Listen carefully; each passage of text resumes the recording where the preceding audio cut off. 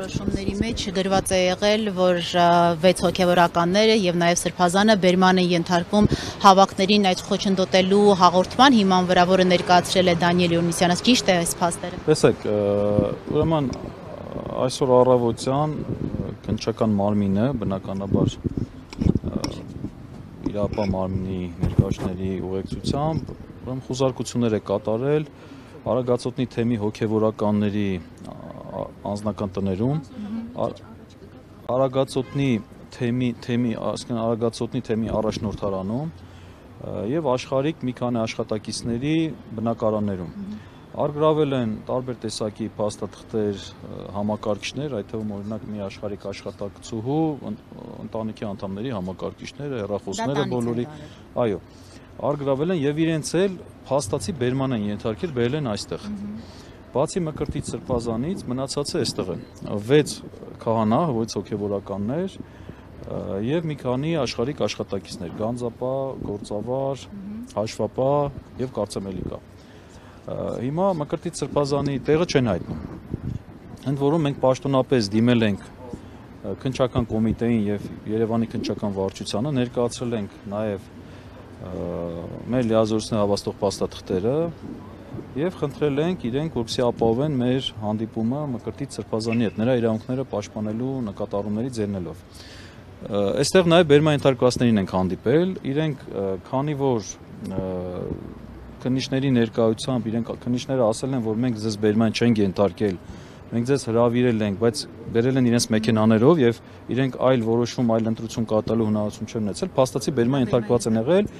Միաբերան բոլորը պնդեցին, եթե այդպես է, մենք գնալու ենք եւ մենք ուրեմն մեզ ծանոթագիր տվեք, մենք կգանք մեր փաստաբանների ուղեկցությամբ եւ ձեր հարցերին կպատասխանենք, որովհետեւ եթե իրենց հարկադիր բերման են ենթարկել այդպես որպես վկա են հարցակնում, նա արդեն ունի վկա կասկածյալի կարգավիճակ եւ քննչական մարմինը պարտավոր է նրանց պաշտպանության իրավունքը ապահովել։ Այստեղ արդեն ուրիշ ռեժիմով է հարցակնությունը գնում, իրենք ունեն նաեւ դատավարական այլ երաշխիքներ։ Բնականաբար, այո, քննչական մարմինը այլ բան չի կարողացել դրա այդ փաստարկի դեմ ներկայացնել եւ համաձայնվել են, որ այդպես էլ անեն։ Մեկ քահանայի տվել են ծանոթագիր, դուրս եկել, հետո ներս կանչեցին ու մինչև մա դուրս չի եկել։ Հիմա բոլորը ներսում են վկայի կարգավիճակով։ Բոլոր դեպքերում մենք արձանագրել ենք, որ իրենք վկայի կարգավիճակով են։ Միքայել Սրբազանի մասով ասեմ հետեւյալ խնդիրը կա, ներողություն։ Միքայել Սրբազանի ոնց որ ճանապարհն են բռնել։ Տեսեք, ուրեմն Մկրտիչ Սրբազանի մասով այսպիսի իրավիճակ է։ Քրեական օրենսգրքի 451 հոդված կա, որը բռնի անետացման մասին է խոսում։ Ես հիմա ընթերցեմ այդ հոդվածի դիսպոզիցիան։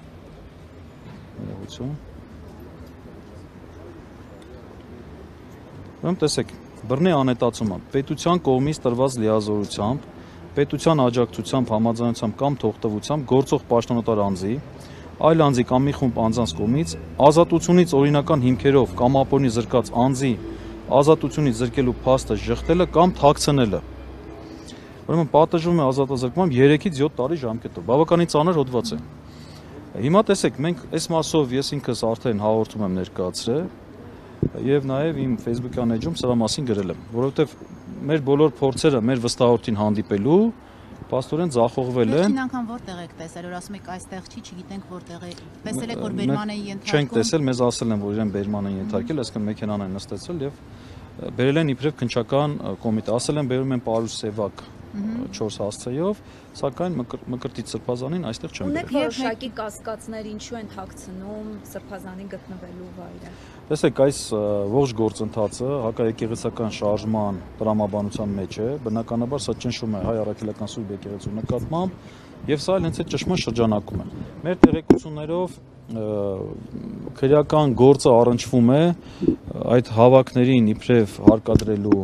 Տեր Արամի այդ ցուցմունքի կամ հաղորդման հետ,